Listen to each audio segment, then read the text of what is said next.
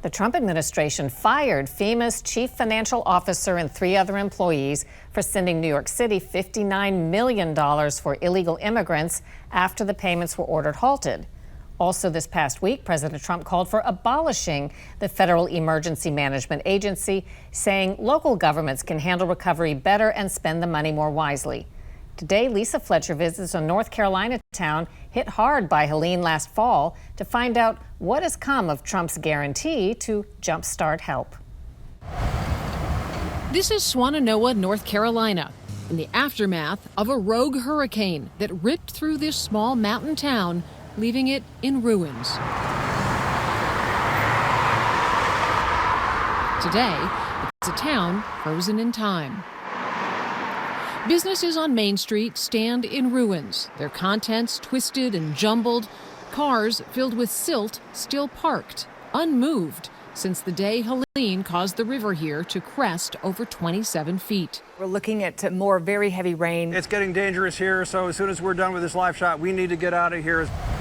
More than 100 lives were lost in North Carolina. More than 200 people died in total across the region. The lives of many others disrupted, and many of those still struggling. I have an apple crisp. One. Kevin Halford lost his home in the flood. We met him at a mobile soup kitchen supported wholly by the people in the community. I spent 4 hours during the flood underneath the overpass up here. Once it stopped, I was able to get out, saw that the river down here had taken over the main road.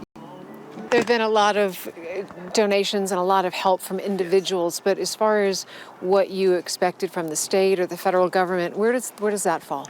In the beginning, it was like hardly existent, and now it seems to be getting better, and I thank Trump for that. Within weeks of the storm, then candidate Trump made a stop and a promise. I will support and totally complete the rebuilding of every region and town and city that was devastated by the hurricane, and I will slash through every bureaucratic barrier that you're having already and having problems with right now, I understand pretty badly. Mike Stewart was there that day, the man behind Trump in the white hat. Everything's gone. It was over here. He owns a storage shed business that washed away in the flood. Oh, this is where the storage lot was, right there. There's... Then candidate Trump, he said that if he were put back in the White House, that he would help, he would fix this. Yeah. What did you make of those comments at the time? I stood face to face with him and was able to look him in the eyes and try to get a sense of sincerity, whether he was for real or whether he was a politician talking. And my sense was he was for real.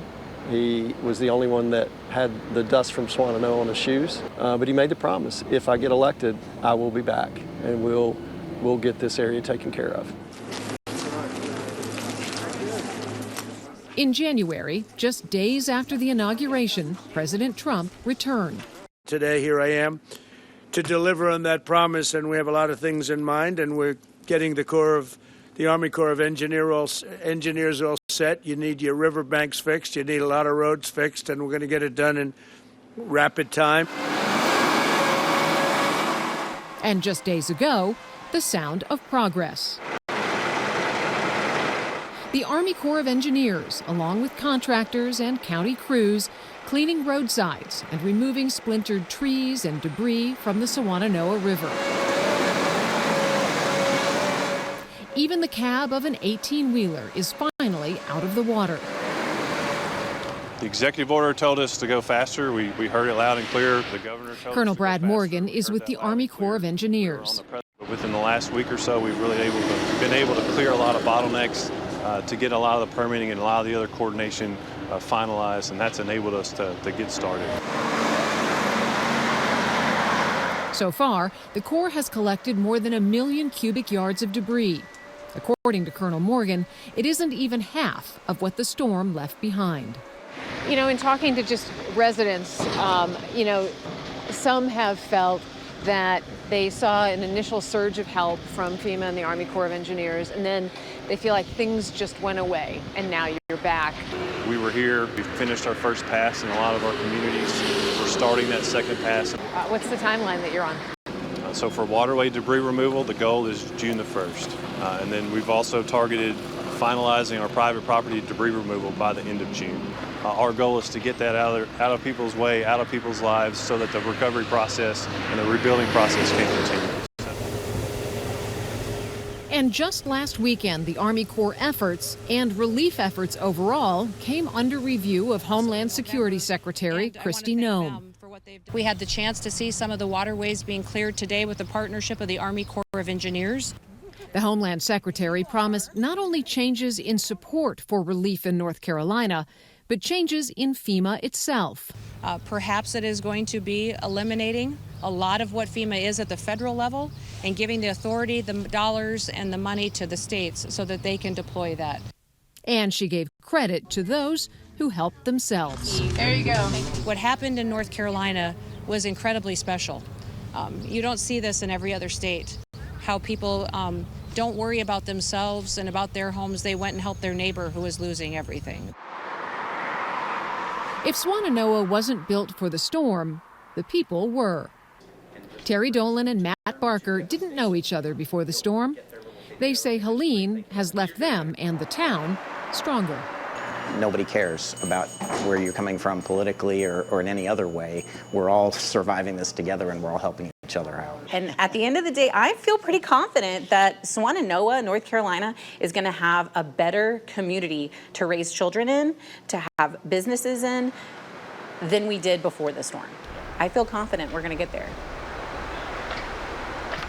Can Trump do away with FEMA?